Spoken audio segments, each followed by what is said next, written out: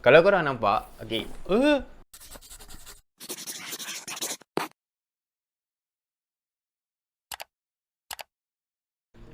Bismillahirrahmanirrahim. Assalamualaikum warahmatullahi wabarakatuh dan salam sejahtera. Weh, lama saya tak cakap benda ni. Welcome to my channel Simple Studio, ringkas bukan malas.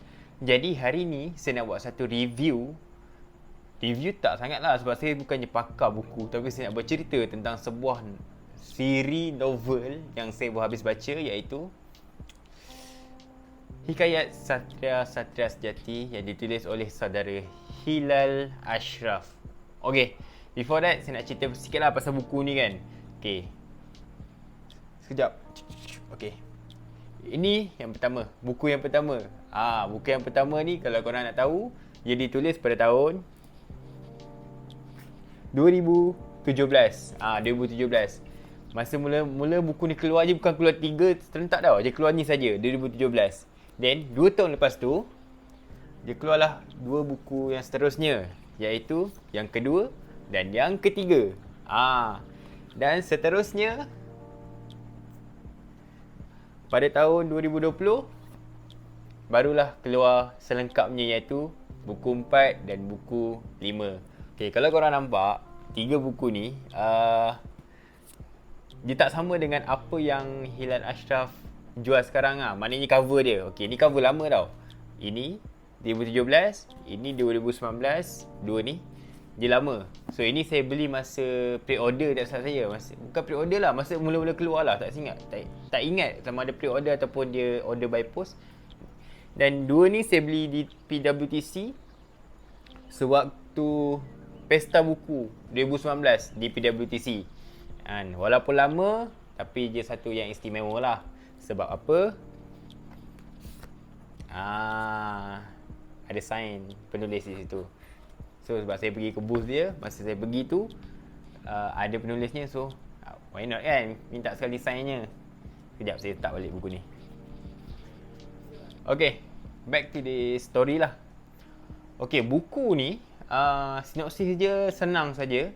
Dia ada sekumpulan pejuang yang ingin memperjuangkan Islam ni sebagai, orang kata, satu benda, bukan satu benda lah, satu kepercayaan yang betul, di mana dia menentang beberapa kerajaan yang tak berpegang pada Islam, yang nak menguasai dunia. Jadi ada beberapa pejuang ni yang berpegang pada Islam, dia nak jatuhkanlah kerajaan tu supaya bumi ni dipegang, ataupun supaya Islam lah yang berpijak di bumi ni. Lebih kurang macam tu lah.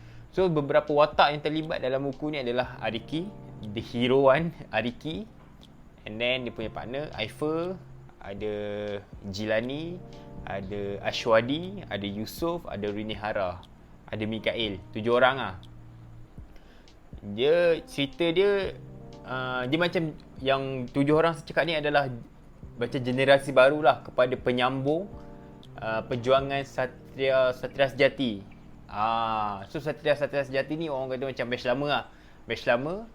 Then 7 orang yang saya sebutkan nama tadi ni, dia orang yang menyambung perjuangan batch lama tu untuk menegakkan Islam lah dalam siri ni lah. Nak cerita pasal 5 buah buku fully kan, dia 5 buah buku lah nak cerita pasal detail susah tu kan. Memang makan masa lah 5 buah buku. Mesti panjang kan. Tapi saya akan ceritakan sikit-sikit lah pasal apa yang ada dalam buku 1, apa yang ada dalam buku 2, apa yang ada buku 3, 4 dan 5 lah. Okay. Dalam buku 1 ada beberapa insiden lah yang penting yang berlaku. Beberapa insiden. First kali, Ariki tahu yang dia ada kuasa. Okay. Yang keduanya, satu insiden yang berlaku di sebuah penjara Wagan Gada. Apa insiden tu? Kalau korang nak tahu, korang kena baca lah. Takkan nak cerita kan, nanti spoiler pula jadinya, betul tak? Okay.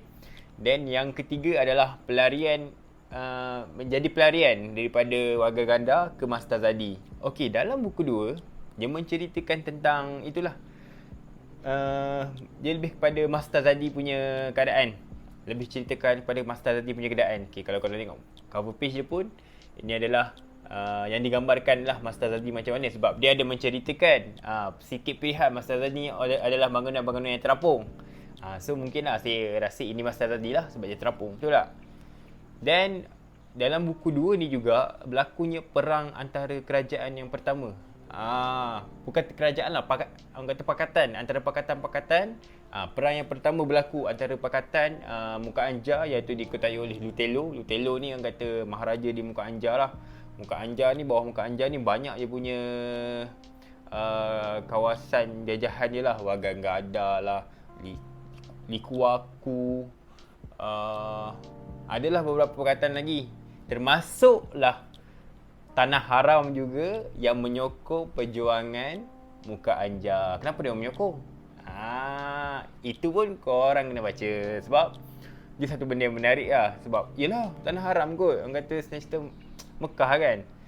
Macam mana dia boleh menyokong perjuangan orang yang salah, yang tak menyokong Islam? Betul tak?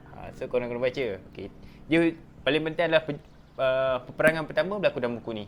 Okay, di buku yang ketiga pula, kalau korang nak tahu, dia tak cerita sangat pasal watak utama Ariki tu. Sebab apa? Watak tu dimatikan seketika. Bukan mati sepenuhnya, matikan seketika. Dan dia banyak ceritakan pasal plot twist yang berlaku di novel yang kedua. Plot twist apa? Kau kena baca lah.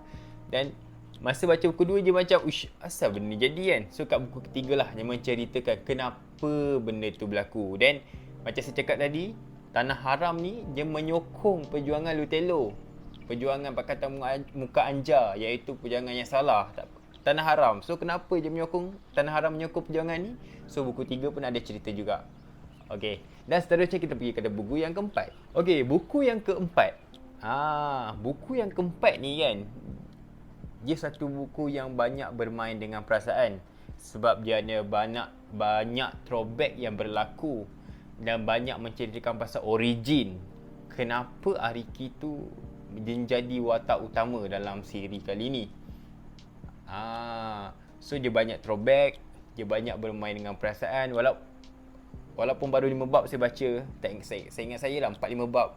So masa tu je dah sedih, dia tu dah terasa ke, dia rasa nak nangis kan. So banyak cerita yang diceritakan dalam buku yang keempat ni. Dan buku keempat juga adalah buku paling sedih. Sebab apa? Banyak benda yang mencengkam jiwa. Banyak benda yang mencengkam jiwa, banyak yang hilang, banyak yang kita kena gadai kan. Banyak yang berlaku dalam buku 4. So kalau baca buku 4 ni, hati kena kental sikit supaya tak menangis lah. Kalau nak menangis pun menangis lah. Maknanya kita memang really menghayati lah jalan cerita buku ni kan. Betul tak? Dan buku yang kelima. Ni buku yang kelima, buku yang terakhir lah. Buku ni dia satu buku yang awalannya memberikan saya satu perasaan terkejut. Sebab saya tak sangka yang kata Hilal Ashraf akan membawa topik itu dengan aspek sedemikian. Dia ada ceritakan tentang darurat, tapi bukannya darurat tentang boleh makan khinzir ke tak, darurat nak solat macam mana, darurat, tapi dia benda lain, darurat yang lain yang saya rasa serius lah. Macam tu kan. So awalan dia menarik, and dia ada juga membawa beberapa aspek, iaitu LGBT kan, perjuangan LGBT, yang di mana benda tu sangat relevan dengan kita pada waktu sekarang. Dan berlaku juga satu lagi perang dalam buku ni, dan juga penutup yang cantik. So korang kena baca. Saya dah habis cerita pasal buku-buku ni, apa yang ada dalam buku-buku ni.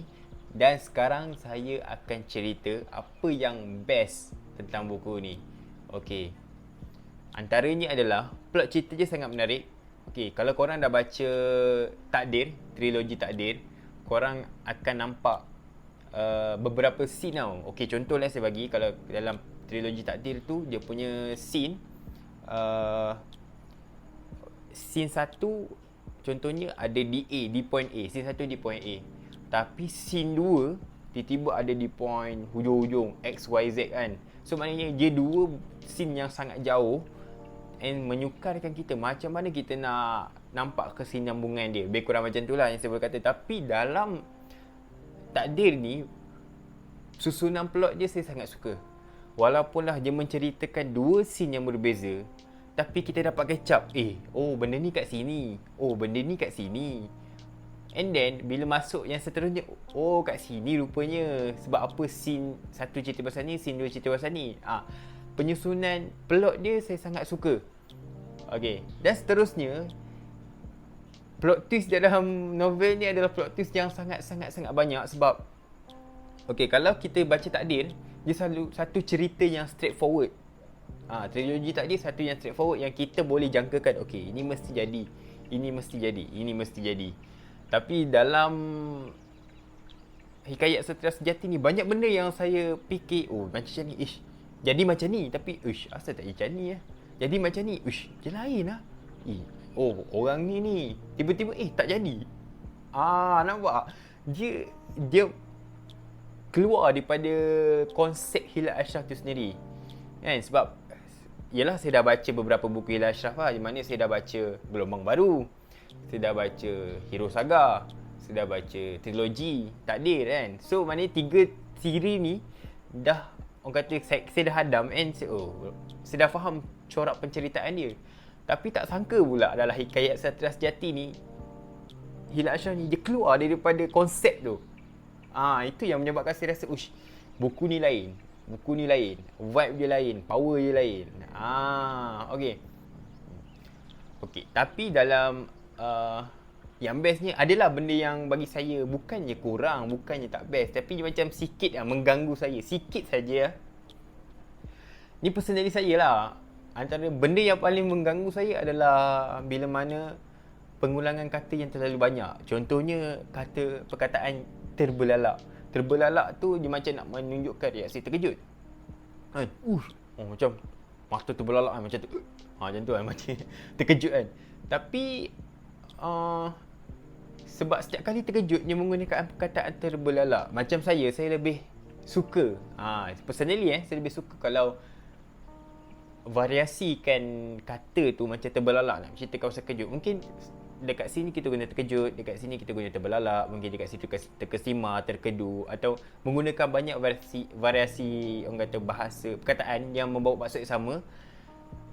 Mungkin dia lebih menarik lah untuk dibaca, bagi saya.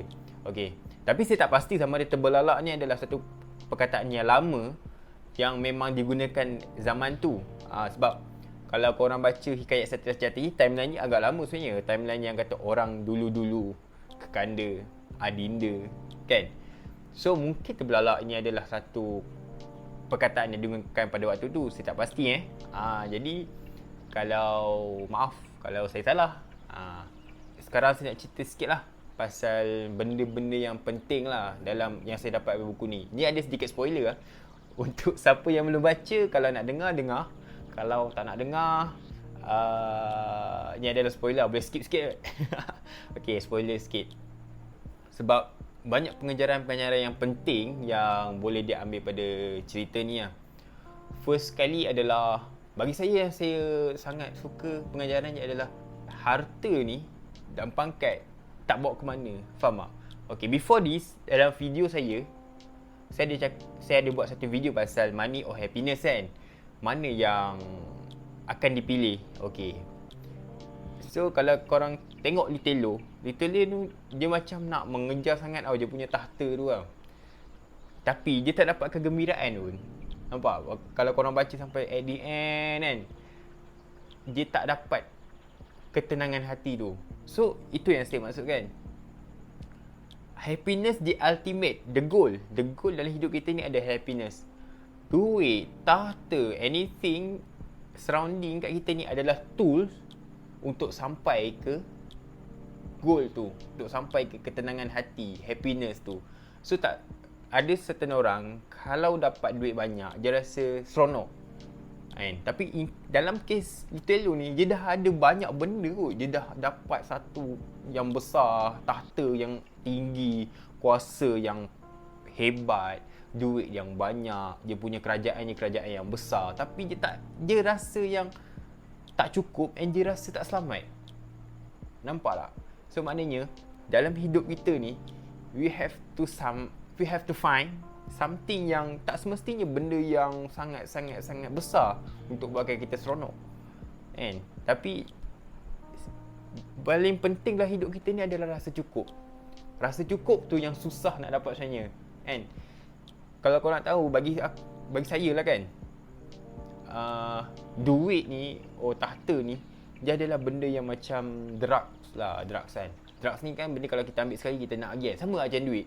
Kalau kita dah dapat RM10 hari ni kan, tak semestinya esok macam tak apalah esok 10 kat kan. Mesti kita macam esok aku nak dapat 20 lah. Dah dapat 20 mungkin esok macam esok aku dapat 30 lah. Lepas tu dia makin lama akan makin banyak macam esok aku nak tambah lagi kan. Okey, benda tu tak salah. Tapi cumanya bila kita tak ada qanaah dalam diri, kesedaran dalam diri kan, so benda tu akan jadi makan balik diri kita. Nampak saya dah jadi tazkirah. So itulah yang saya nak cakapkan. The biggest thing lah yang diceritakan dalam buku ni adalah kita perlu ada rasa cukup. Dan banyak lagi benda-benda yang baik dalam buku ni.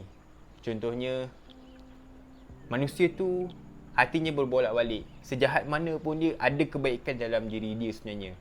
Cumanya bagaimana kebaikan tu dijentik, kita tak tahu. And tak semestinya orang yang jahat tu kita kena hukum dia sebab dia jahat. Sometimes kita kena try to buktikan dekat dia yang dia boleh jadi baik.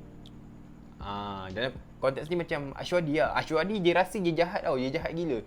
Tapi sebab orang buat baik dengan dia, dia punya parent 2 orang tu kan, Master Zadi yang jaga dia tu, buatkan dia rasa yang dia di-treat baik. So dia rasa macam aku kena jadi baik.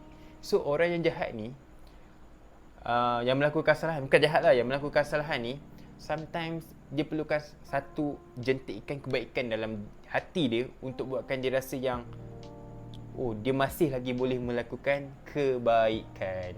Okey, sekian saja daripada saya. Untuk pengetahuan korang, 2/2 ni, kalau korang boleh tengok di tweet Hilal Ashraf. Okey, saya ada letak description kat bawah ni. Dia ada buat promo 2/2. Satu buku RM20, 10 buku RM180.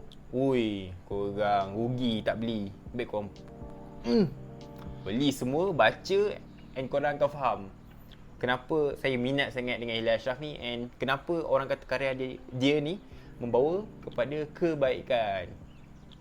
Sekian saja daripada saya. Ciao. Okay guys, jangan lupa untuk subscribe, like dan share kepada platform yang korang suka, dan komen sikit. Dan terima kasih kerana menonton. Okay, gerak lu. Ciao.